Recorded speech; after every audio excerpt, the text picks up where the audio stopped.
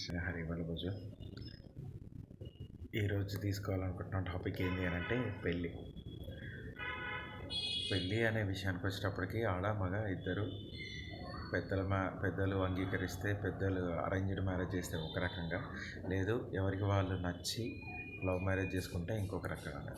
కాకపోతే ఇక్కడ నేను చెప్పాలనుకుంటుంది ఏంటంటే, రెండు వేరు మనస్తత్వాలు, రెండు వేరు శారీరక బంధాలు, ఇద్దరు వేరు. సో పెళ్ళి అనేటప్పటికీ లేడీస్ జెంట్స్లో చూసేవి కొన్ని విషయాలు ఉంటాయి. మీరు అందరూ అనుకుంటుంటారు, అండ్ జనరల్గా ఉండేది కూడా ఓన్లీ డబ్బు ఉంటే చాలు, జీతం ఉంటే చాలు అని చెప్పేసి. సో జెంట్స్ వచ్చేటప్పటికి ఓకే, మా శారీరక మానసిక అవసరాలు తీరితే చాలు, ఒక తోడు కావాలి అని చెప్పేసి. సో ఇక్కడికి వచ్చేటప్పటికి చాలా రీసెర్చ్లని బట్టి చూసినా, లేదు పెళ్ళైన తర్వాత వాళ్ళు మాట్లాడే మాటలను చూసినా, పెళ్ళి చేసుకోబోయే వాళ్ళు అవతల వాళ్ళ దగ్గర నుంచి ఏం ఆశించి పెళ్ళి చేసుకుంటున్నారు అని చూసినా కానీ ఎంటైర్లీ డిఫరెంట్గా వేరేగా ఉంటుంది. లేడీస్ పాయింట్ ఆఫ్ వ్యూ చూసుకుంటే, జెంట్స్ని చూడడానికి బాగున్నాడా అంటే ప్రతి ఒక్కరికి ఒక్కొక్క పాయింట్ ఆఫ్ వ్యూ, ఒక్కొక్క కాంటెక్స్లో ఒక్కో రకంగా ఆలోచిస్తారు. అందరు ప్రభాస్ లాంటి హైటు అని అంటే ప్రభాస్ ఒక్కడే రాడు కదా. ఓకే, సో వాళ్ళకున్న కాలమాన పరిస్థితులు అనేది ఒకటి చూసుకుంటే, రెండోది వాళ్ళ మనసులో ఏముంది అది ఒకటి చూడటం. ఓకే, చూడడానికి ఎలా ఉన్నాడు ఫస్ట్ చూపులు.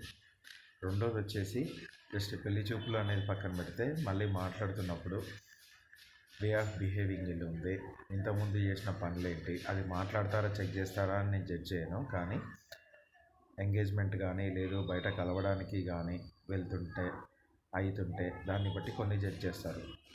వాళ్ళ ఫ్యామిలీలో విషయాలు అతని దగ్గర నుంచి తెలుసుకుంటున్నప్పుడు, పెద్దలు ఎంక్వైరీ చేస్తున్నప్పుడు కొన్ని. సో ఇది ఒక రకంగా ఉంటుంది. మూడోది ఎలాగూ చేస్తున్న జాబు, ఉద్యోగం, బిజినెస్, సంపాదన ఏ రకంగా ఉంది, ఏం సంపాదిస్తున్నాడు అనేది ఒకటి. ఆస్తిపాస్తులు అంటారా, అది కామన్. సో అది కూడా చూస్తారు. సో లేడీస్ జెంట్స్ నుంచి చూసుకునే దాంట్లో సెక్యూరిటీ, సంపాదన, ప్రొటెక్ట్ చేయగలడా లేడా, శారీరకంగా చూడడానికి సరిపోతాడా లేదా, ఇవి చూస్తారు. దాని తర్వాత రీసెంట్ నేను అబ్జర్వ్ చేసింది ఏంటి అని అంటే, ఒక లేడీ టీచర్, ఆమె హిందీలో చాలా బాగా చెప్తుంది.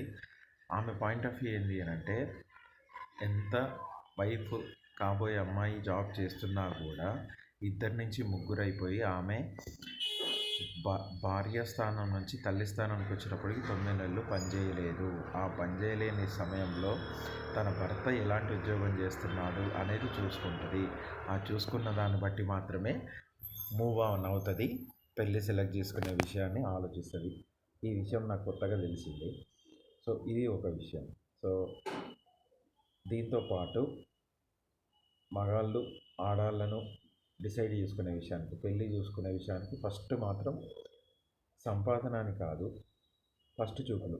వాళ్ళు ఎలా ఉన్నారు, ఫిజికల్లీ ఎలా కనపడుతున్నారు, వాళ్ళ మాట తీరు ఎట్లుంది, ఇంకా ముందుకెళ్తే వాళ్ళ శారీరక ఆకర్షణ ఉందా లేదా. చాలా వరకు చెప్పేది ఏంటి అని అంటే, సింపుల్గా 2-3 విషయాలు.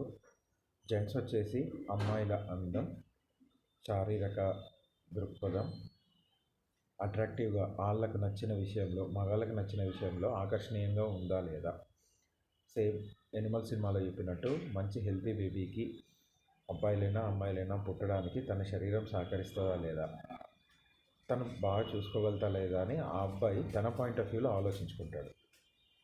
సంపాదన అనేది సెకండ్ ఆర్ థర్డ్ మ్యాటర్ కిందకి వస్తుంది. అబ్బాయిలు తనంతలు తాను సంపాదించుకుంటున్నారు, వాళ్ళ ఫ్యామిలీకి సరిపోద్ది అని అనుకుంటే అమ్మాయి సంపాదన చోటు సంపాదించి అమ్మాయిని చేసుకునే మగవాళ్ళు కూడా ఉన్నారు. సో ఇది ఒకటి. సో తను చేస్తున్న వ్యాపారంలో కానీ, ఇంటికి వచ్చిన తర్వాత చూసుకునే విషయంలో కానీ, తన శారీరక మానసిక అవసరాలు తీర్చగలదా లేదా అని ఆలోచిస్తారు మగవాళ్ళు అమ్మాయిల్ని సెలెక్ట్ చేసుకునే విషయంలో.